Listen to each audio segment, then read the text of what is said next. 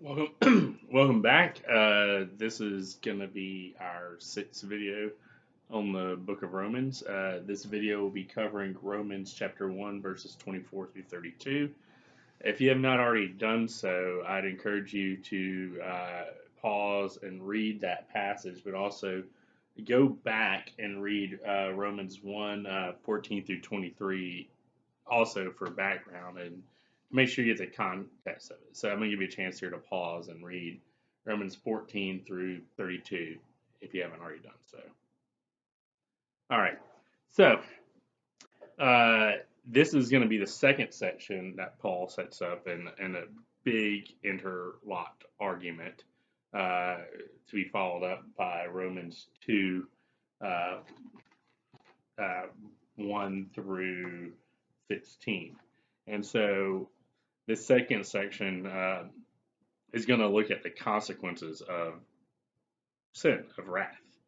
And so in the previous section, we saw God has given us up to wrath, and because people had exchanged the truth of God for a lie, they had worshipped the creation instead of the creator. And because of that, the wrath is fair.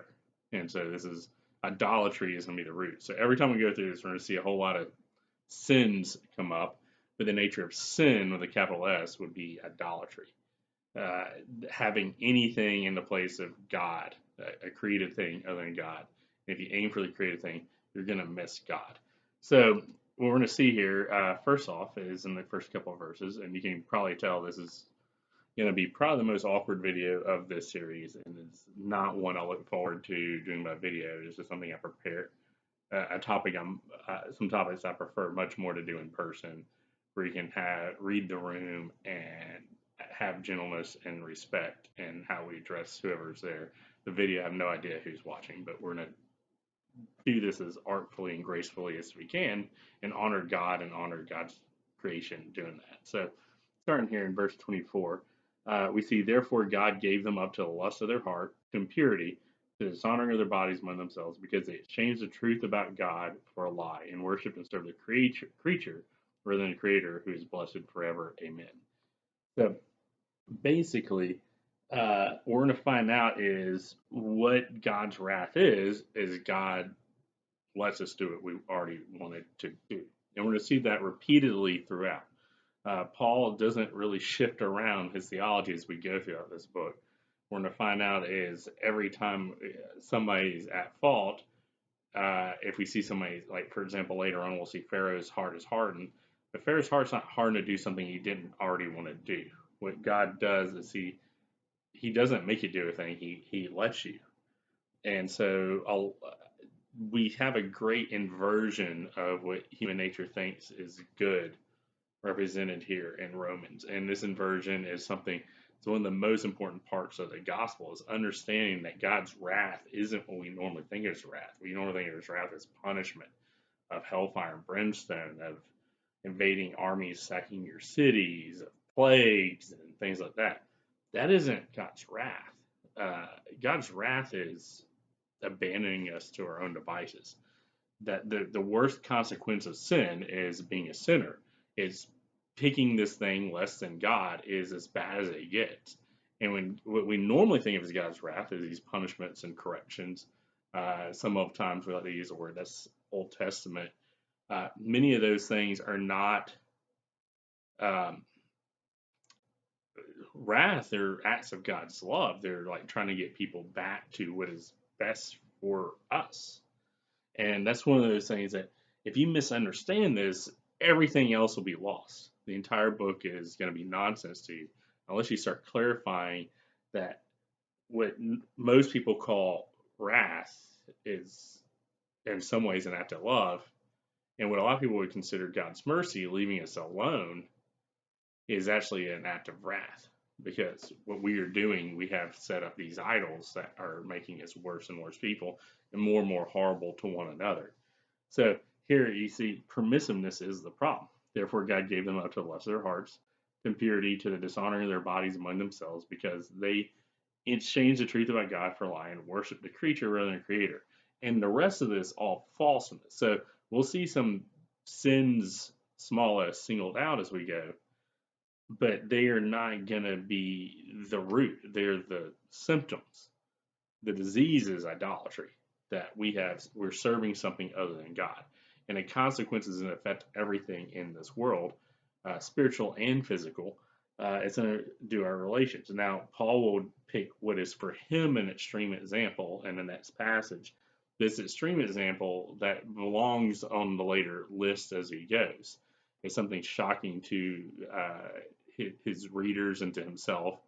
And we can see this from the time, and he's going to single out homosexual relations, which makes this among the more controversial of our modern Bible passages. So, a little excursion, we'll talk about how that is addressed in the Bible. It really isn't in many places. It's literally 6 verses. However, if you ignore that, there's other things that we think of as important that may only appear in a verse. So there's about 6 passages in the Bible that address this. 3 of them in the Old, 3 of them in the New. In the Old Testament, as many people are aware of, the way modern Christians interpret the Old Testament, or any Christian interprets the Old Testament, you interpret it through a filter. It's a filter we actually learn as we read the book of Romans, that the old law is affected by the gospel in some innate way. So when we look at the Old Testament law, we kind of want to maybe shelve those as complicated. Some of them are out there, but they're probably not your go-to. You can't just go at face value from a law from the Mosaic, a piece of the Mosaic law, and apply it to my situation indiscriminately. Christians, I mean, I live in Louisiana and we eat crawfish, and nothing wrong with that. And there's plenty of New Testament things telling why. So we don't want to, like, without the New Testament filter to those Old Testament law, we don't want to do that by ourselves. But in the rest of the New Testament, we have 3 other passages. The other 2 kind of throw homosexual behavior, and it always be the act rather than the being, which is throughout most of centuries of jurisprudence that's derived ultimately from Christian ideas. Until like the 19th century, homosexuality was not seen as a thing you were, it was a thing you did. It was like the act labeled you with words that are no longer kind to use and probably were never kind to use. But the act made you who defined you rather than you it being a condition you were. So that's one thing. So it's in this list there, and it's thrown in with a list of many other sins. So probably not to be singled out as part of a whole cloth of sin. And with a word called porneia, which we get the word pornography from. And porneia meant basically out of bounds sexual behavior, but it kind of took the cultural filter of the time, which for the audience of Paul would pretty much include any sort of sexual activity that didn't involve one man, one woman, and a marriage relationship. That would not just include homosexuality, it would also include adultery of any type, sex outside of marriage. It would include even masturbation as well. And so it's sort of cherry picking, maybe, to single this out without the others. That's one thing to kind of pay attention to, and is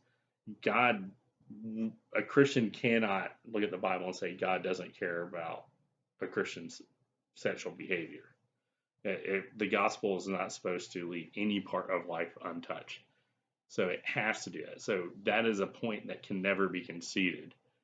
But the sort of picking and choosing this behavior over other things that are sinful may have something inappropriate, while it doesn't stay silent to that.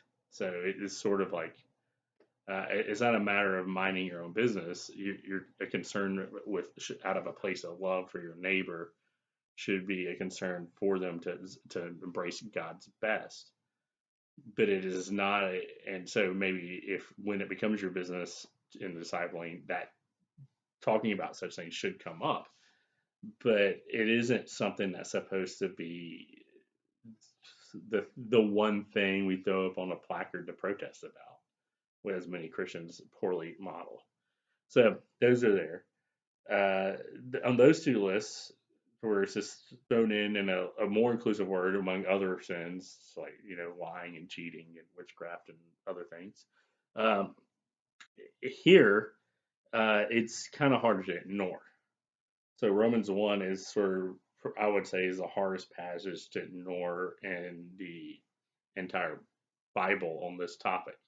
It's a central piece of theology. Christians can't dodge this one. So we got to kind of confront this one, because this is among the things that makes where Christianity is at its most countercultural. And it wasn't like an outlier in Paul's day. So for Paul and this time period of Jews in the Greco-Roman world, Jews in the Greco-Roman world, like Paul, were horrified by the sexual ethics of their Roman and Greek neighbors and other pagans. And one thing they were horrified about, and we know this from a lot of other literature from this time period, Jewish literature, was the homosexuality practices by Greeks and Romans. That Jews were horrified by this. Now, the homosexuality practiced by Greeks and Romans was different than what you would see in like the modern West. It was much more consistently exploitative. It was much more an older man and a younger person. A lot of times we'd look at a lot of it as pedophilia or close to it. And so sometimes people say, well, they hadn't seen the loving kind of almost like married homosexual relationship of the modern West. Wasn't really something that they were arguing about. The language doesn't seem to quite allow that much. But it isn't really the main thing either. So let's take a look at what it says. It says, therefore, for this reason, so this is following from letting us do what we already wanted to do. For this reason, God gave them up to dishonorable passions. For their women, exchanged relations to those that are contrary to nature, and the men likewise gave up natural relations with women and were consumed with passions for one another, men committing shameless acts with men and receiving in themselves the due penalty for their error. So in this one, it's kind of about as hard to ignore it. You can't say this is a culturally conformed word, porneia, that would shift with time as sexual ethics shift. This is descriptive, and it tells what all it means inside of it. So, and here you will see this is also the only time the Bible actually mentions homosexual behavior between women, and Paul is meaning this to shock his readers. He's also meant to say that this isn't really the point in the end anyway, though. This is a consequence of sin. It's like it is not the sin. This is a sort of consequence for the brokenness of the whole world. That as a result of shifting from worshiping the Creator to worshiping created things, of taking what you want as a part of that disorder, the sexual relations that fit with the nature as God intended are broken in many, many different ways, this being one of them, and this being ones that show it. Now, in it, he says that in the consequence of this is in their own person. And that this isn't necessarily something that these individuals are the most guilty of. So the sin is humanity's sin, but the consequence of the sin, it sometimes falls on some harder than others. So this would be some people who would look at this as a sort of a curse. It can be carried as a sort of curse, but it's not a curse for those individuals. It's a curse that these people bear a burden for as a result of everybody's sin, which does include them as well. So nobody gets off the hook on this. It is as we live in this disordered creation because we are idolatrous in our hearts. Because of this, we will have some given to have lusts that are out of God's order. And because of this, they will carry their own burden from this. And it's what does that mean we're supposed to do with this is a little hard to say. Uh, so if you see a disaster as a manifestation of God's wrath, which I would try to avoid being too indiscriminate in identifying particular disasters as God's wrath.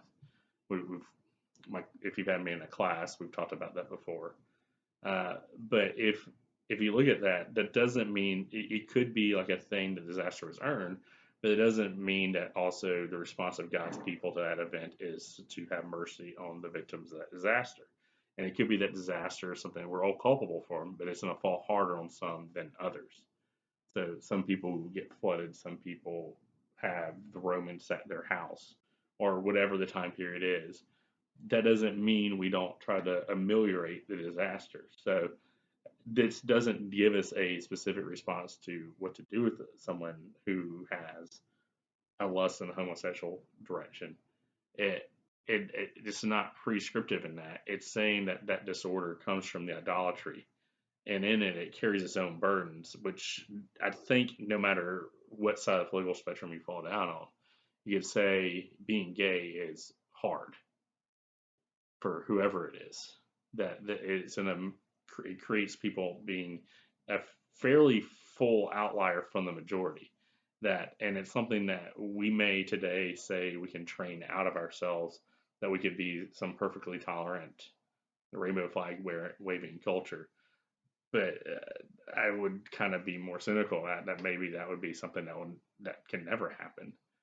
That you can just make it easier rather than, but it will never not be hard. That there's a burden that will always be in that differential from being on the outside, and that this is less than God's best, but among a list of other things that are also less than God's best.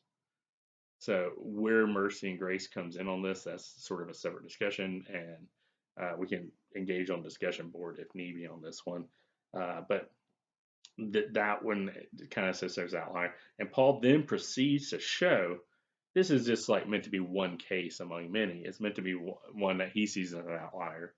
But then he moves on very quickly to see what else it is. It says, and since they did not see fit to acknowledge God, God gave them up to the base mind to do what ought not to be done. And then so he's going to then go and say, what else is that? It says, they're filled all manner of unrighteousness. So any kind of being out of unrighteousness, evil, covetousness, desiring it with other people's stuff, malice, just being mean for the sake of being mean. They're full of envy, desiring what just things just because other people have them, not because they want them. Murder, that kind of speaks of strife, just kind of people that just want to stir stuff up. Deceit, people who are just kind of natural lie. Maliciousness, people just want to, kind of like the Joker, they just want to watch the world burn. They're gossips. So, like, yeah, you see homosexual behavior singled out a little bit, but it's on the list with gossips. This is meant to be all of us. I think we've all torn people down. Slanderers, haters of God, the insolent. That means the people that just are like wired to backtalk, wired to disobey, even when there's no reason. The haughty. Haughtiness is all over the Bible there. And there's a lot of people that are haughty. Boastful. Inventors of evil. That people like, I'm not even satisfied as wrong now. I'm going to come up with new wrongs to do. Almost like a decadent character in like a movie. Disobedient to parents. Kind of like pretty inclusive there. The foolish, those who, neither know or want to do the right thing. The faithless, the heartless, the ruthless. Though they know God's righteous decree that those who practice those things deserve to die. Which things? All those things deserve to die. They not only do them, that's not enough. They give approval to those who practice them, which is this entire list is stuff we give approval to. Like when you hear somebody ripping into somebody else and you're like, yeah, give me more of that. But then it goes to the whole thing, and it's just the whole package of sin and idolatry. We've all done this. And so therefore, working our way back through the first part of this, we're deserving of this wrath, but we don't have to go too far in that. There is salvation, and it's through faith. And that's why Paul's not ashamed to preach the gospel. There is a solution to this. But before we need a solution, we need to have the problem identified. And here is the root of that problem. And this is kind of the problem for the whole world. And hopefully that kind of wraps it up. I didn't get on too many side tangents. Thank you.